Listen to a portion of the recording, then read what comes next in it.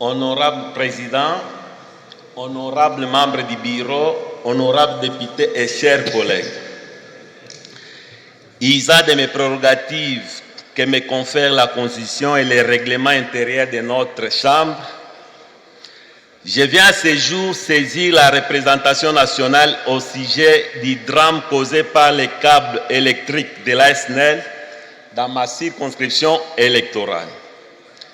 Honorable Président, vous êtes sans ignorer qu'à ce jour, les réseaux électriques de la SNEL investissent avec des câbles dénudés qui brillent et rasent les sols, occasionnant des accidents mortels, d'électrocution, mais aussi de l'anarchie qui bat record dans les raccordements frauduleux et l'attribution sélective des lignes électriques. Et où, collègue? Où? Honorable Président, à cause de cette anarchie, si j'ai une bonne mémoire, en date du 2 février 2022, nous avons tous assisté au drame causé par les câbles électriques de la SNEL, ici à Kinshasa, précisément à Matadi-Kibale, où plus de 25 mamans sont mortes par électrocution. Honorable Président, la situation est pareille même à l'arrière-pays. La SNEL n'est pas à l'auteur de fournir correctement du courant électrique 24 heures sur 24 sans interruption. Citez la collègue. Ni à mesure, j'arrive honorable, Oui. ni à mesure d'entretenir ces câbles électriques en état de délabrement très avancé. À cause de cela, en date du mercredi 23 novembre 2022, deux filles d'une même famille, Martine Kapinga et Abigail Moussaou, résidant dans la ville de Mboujmaï, commune de Dibindi, plus précisément au quartier Esner, ont trouvé la mort à 19h30 suite à l'électrocution. La moins âgée a piétiné un câble électrique au sol et quand sa grande sœur a vu cela, voulant secourir sa petite sœur, elle a été aussi électrocutée par les mêmes courants et toutes deux sont mortes sur place. Honorable Président, cette situation dramatique a créé une panique terrible au quartier et toutes les activités étaient paralysées.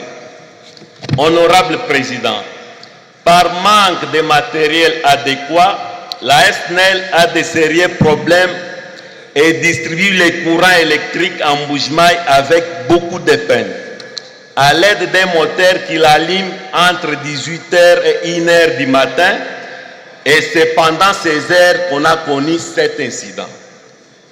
Honorable Président, les dysfonctionnements de la SNEL en Mboujmaï entraînent le dysfonctionnement de plusieurs autres services de l'État, voire même la régie des eaux. Par manque de courant électrique, la régie des eaux est incapable de distribuer l'eau potable aux ménages en Mboujmaï. Aujourd'hui, honorable Président, suite à cette incapacité, un bidon d'eau coûte 1000 francs. La population qui vit dans la misère, incapable de s'acheter un méca de maïs, incapable de nouer les 2 bouts du mois, à combien plus de fortes raisons elle pourra se procurer un bidon de 25 litres d'eau potable qui coûte 1000 francs par manque d'électricité.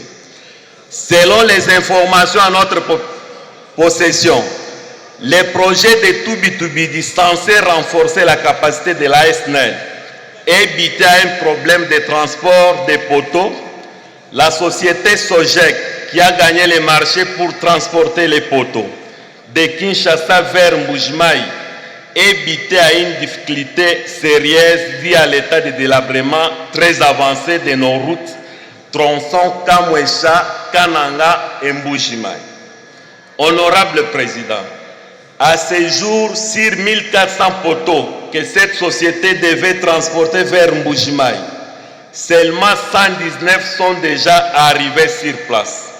D'où nous sollicitons l'implication du gouvernement pour faciliter l'acheminement des poteaux de manière urgente, même par voie aérienne, pour matérialiser ces projets prévus se terminer à partir du mois de mai 2023.